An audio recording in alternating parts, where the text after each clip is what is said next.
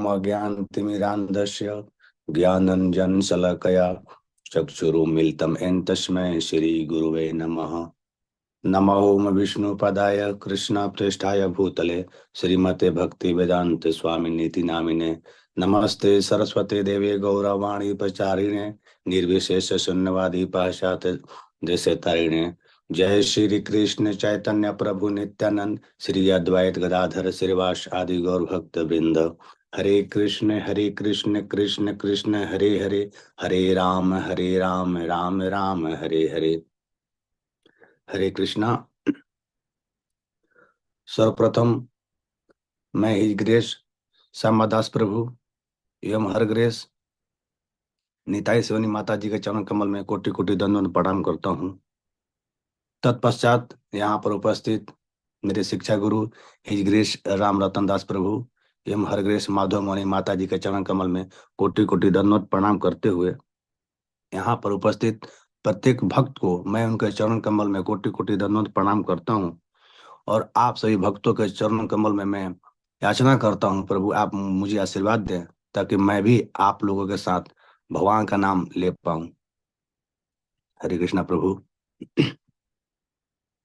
प्रभु जी, हम सभी भक्त प्रत्येक दिन प्रातः काल उठ करके भगवान का नाम का जप करते हैं, हरि नाम का जप करते हैं। तो इस नाम जप का हमारे लाइफ में कितना इम्पैक्ट पड़ता है, कितना प्रभाव पड़ता है, ये हमारे ऊपर डिपेंड करता है कि हम भगवान का नाम कितना इंटेंसिटी के साथ लेते हैं, कितना ग्रेविटी के साथ लेते हैं, कितना विश्वास के साथ लेते हैं। उसका इफेक्ट उतना ही पड़ता है हमारे जीवन में। भगवान के लिए तो कोई भी चीज असंभव नहीं है। उनके डिक्शनरी में, उनके शब्दकोश में असंभव शब्द है ही नहीं। वो दिन को रात बदल देंगे, रात को दिन में बदल देंगे, सुबह को शाम में बदल देंगे। आपने महाभारत के युद्ध में देखा था कि जब जयद्रथ ने छुप गया था और अर्जुन परेशान हो रहे थे, सुबह से शाम होने जा रहा था और जयद्रथ निकल ही नहीं रहा था, तब भगवान देखे कि मेरा भक्त बहुत परेशान हो रहा है। उन्हें तुरंत सुदर्शन चक्र को आदेश दिया कि सूर्यदेव को ढक लो।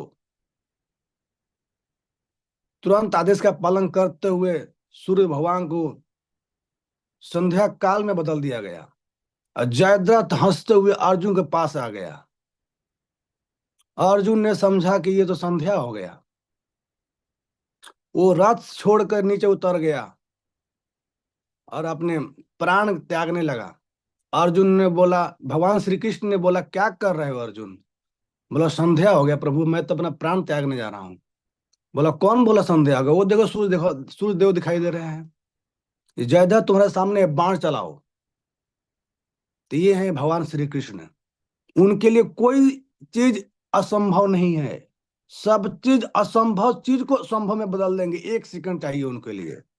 बस हमारे ऊपर डिपेंड करता है कि हम कितना इंटेंसिटी के साथ भगवान का याद करते हैं, भगवान को मानते हैं। इसी तरह एक प्रभु जी का एक मैंने लेक्चर सुना था, उसमें बता रहे थे कि एक व्यक्ति का दो पुत्र थे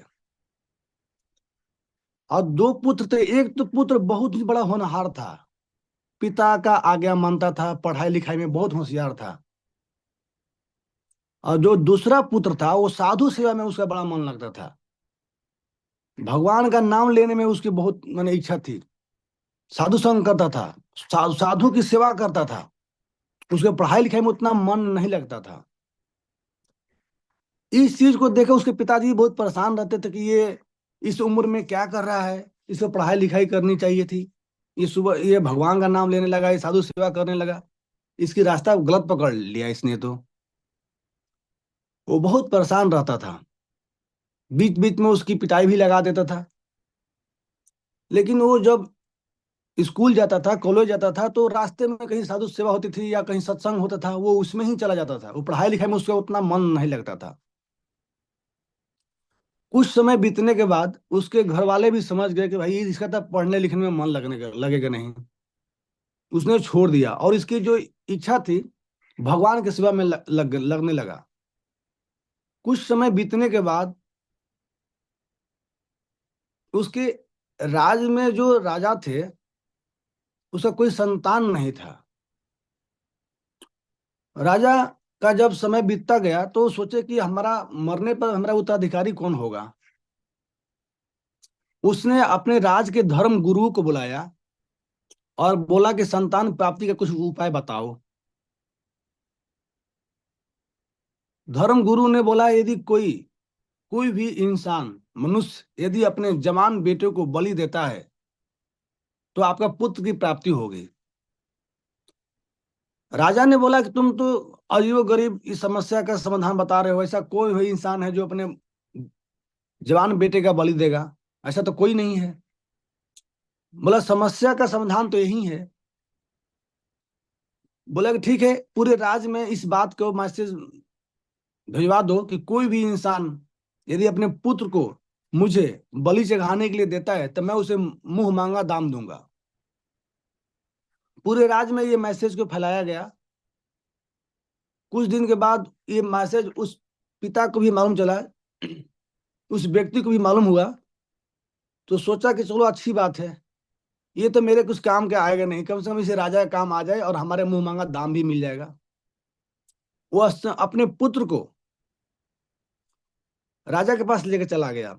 बोला, राजा महाराज, मैं अपने पुत्र को आपके समक्ष रखता हूं, बलि देने के लिए मैं तैयार हूं। राजा ने उससे मुंह मांगा दाम दे दिया और धर्म गुरु को आदेश दिया कि कल बलि की चढ़ाने की तैयारी करो। इधर ये बेचारे जो लड़का था बहुत आराम से भगवान का नाम लेते हुए उस कारागार में बंद हो गया। जब अगले दिन सुबह सारे धर्म गुरु ने जब कर्मकांड था होता है बलि चढ़ाने का, तो संपन्न हुआ। तो राजा ने बोला कि ठीक है, उस लड़के को बुलाओ। लड़का सामने राजा के सामने आया। राजा ने पूछा, अच्छा ये बताओ तुम्हारी कोई अंतिम इच्छा है तो बताओ। तो उस बालक ने बोला कि महाराज, मेरी एक अंतिम इच्छा है कि मुझे थोड़ी सी मिट्टी चाहिए। तो राजा बहुत हैरान हो गया कि भाई मरते समय लोग धन दौलत खाने की चीज मांगता है, ये तो मिट्टी मांग रहा है, मिट्टी क्या करेगा। बोला ठीक है, इसकी अंतिम जो इच्छा है उसको पूरा करो। उसके सामने मिट्टी लाया गया। उस मिट्टी से उस बालक ने चार मूर्तियां बनाया, चार मूर्ति बनाई। चार मूर्ति बनाने के बाद चारों मूर्ति को ध्यान से देखा। पहला मूर्ति को उसने तोड़ दिया कुछ समय बाद। फिर कुछ समय बाद दूसरा मूर्ति को भी तोड़ दिया।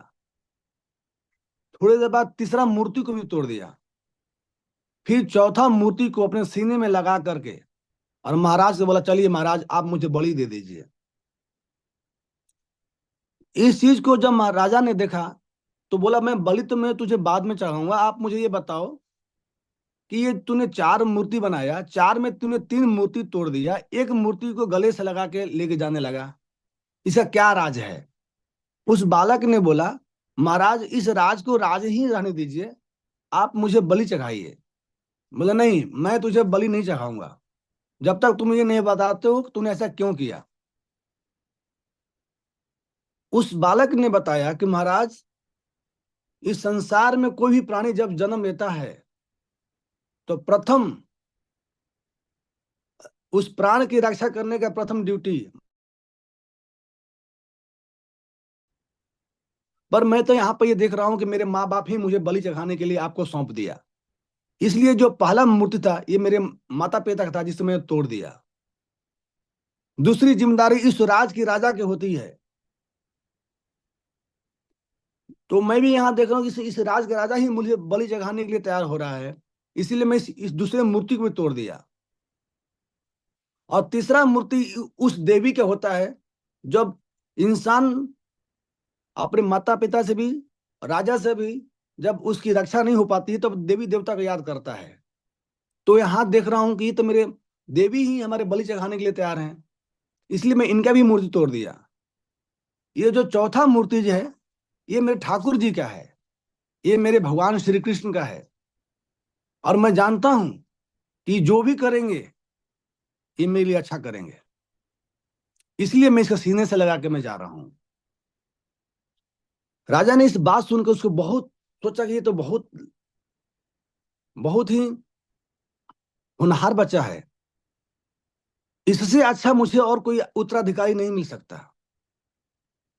उसने तुरंत धर्म गुरु को आदेश दिया कि इस बलि प्रथा को बंद कर दो, और अगले दिन ही इसका अभिषेक करो, उत्तराधिकारी के लिए तैयारी करो।